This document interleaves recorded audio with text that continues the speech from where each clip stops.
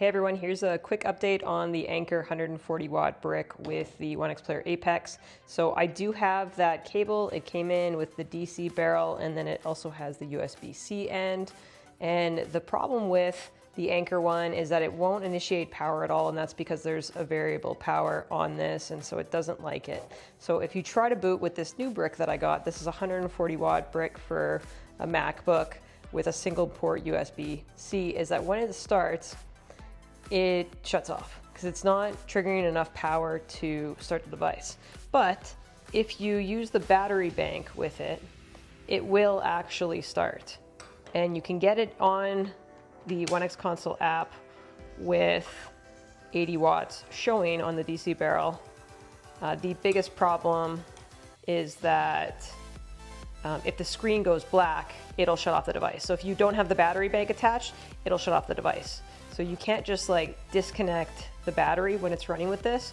You have to keep the battery connected on it so that it has some sort of device to fall back on for power, because it's not getting enough of a pull for the actual cable by itself. Like if it triggers, again, a sleep mode or something like that, it's not going to pull enough power to be able to fully start the device. So again, you want to have the battery pack connected, and that's just going to allow you to keep playing at that 80 watts. And I'm gonna have to do a little bit more testing, but this is to give you just a quick update on that. So this does not work well with the Apex with that specific, cord and port, but you still can use the cable. I've confirmed that the cable does work, and this is what happens when you shut it off too many times. So that's when you start the boot and then it powers off because it doesn't have enough power. So then you have to go and do it again, power it off, and then power it back on, and this time it will actually boot.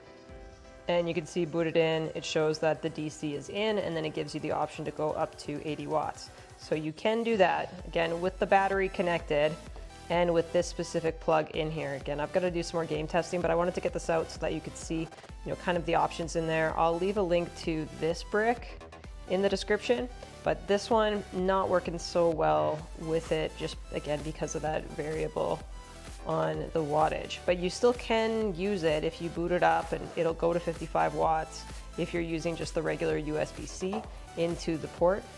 I have tried that. It does kind of work. Sometimes it's a hit or miss, but this option still with the cable does work as another option. So if you do have like a battery bank that you want to use USB-C to DC, that's an option. You can also get the smaller Slim Q charger if you want to have just a smaller brick for that.